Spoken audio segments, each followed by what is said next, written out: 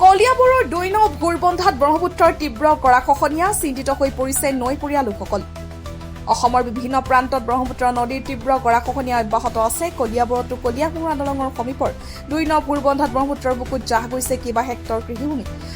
চপৰে গৰাখহা দৃশ্য বন্দী হৈছে কেমেৰাত। মাত্ৰ 100 মিটাৰমান দূৰত্বত আছে কলিয়াবৰ একমাত্ৰ গংগা মন্দিৰ। অতি সোনকালে যদি জিঅ' বেগটো ভেটা নিদিয়ে তেনেহ'লে মন্দিৰভাগ খুব কম দিনৰ ভিতৰতে নদীৰ বুকুত জাহ যোৱাৰ আশংকা প্ৰকাশ কৰিছে স্থানীয় ৰাইজে। নৈপৰীয়া কৃষক ৰাইজে বৃহৎ সংখ্যক কৃষিভূমি কৰিছে লাও, বেঙেনা, কেৰেলাৰ লগতে বিভিন্ন চব্জিৰ খেতি। নৈৰ বুকুত যদি এই অঞ্চলসমূহ জাহ যায় তেনেহ'লে পানীত হাঁহ নচৰা অৱস্থা হ'ব এইসকল কৃষকৰ। শতাধিক পৰিয়াল থকা এইখন গাঁৱৰ বাসিন্দাসকল এতিয়া তীব্ৰ আশংকাত পৰিছে। অতি সোনকালে জিঅ' বেগ ব্যৱহাৰ কৰি খহনীয়া প্ৰতিৰোধৰ বাবে কলিয়াবৰ সমজিলা প্ৰশাসনৰ লগতে অসম চৰকাৰক অনুৰোধ জনাইছে স্থানীয় ৰাইজে।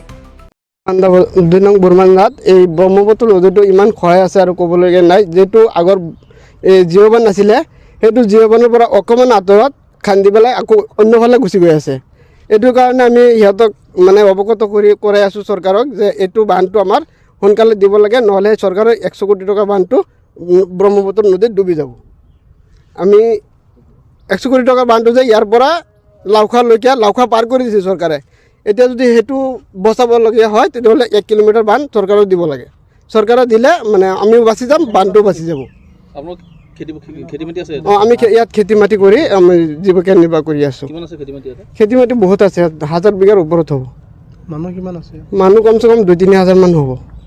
নদী কিমান খহাই নিলে এতিয়ালৈকে? নদী ধৰক এতিয়ালৈকে 400 বিঘামান ওপৰত খহাই নিলে। কোনখিনি জেগা এইখিনি ক'লে? 2 নং বুৰবান্ধা, নগাঁও জিলাত 2 নং বুৰবান্ধা পৰিছে। যিখিনি খহাই নিলে আগতে কি তাত খেতি কৰিছিলে? না, আগতে তিমান কৰা নাই, অকণমান কৰিছিলে। এতিয়াতো খহাই নিলে, এতিয়া আৰু কেনেকৈ কৰিম? এইটো নগাঁও সমষ্টি পৰিছে, কলিয়াবৰ সমষ্টি। নদীৰ কিনাৰতে এটা গংগা মন্দিৰ আছিলে। এই কলিয়াবৰৰ ভিতৰত এটাই মাত্ৰ গংগা মন্দিৰ। এই মন্দিৰটোৰ ওচৰ পালেহি এতিয়া আহি পেলাই নদীটো। এতিয়া যদি চৰকাৰে কোনো ব্যৱস্থা নকৰে তেতিয়াহ'লে মন্দিৰটো আকৌ এতিয়া যাবলগীয়া অৱস্থা হৈছে। আৰু চৰকাৰক আমি এইটো অনুৰোধ কৰিছোঁ যাতে সোনকালে এইটো ব্যৱস্থা কৰে।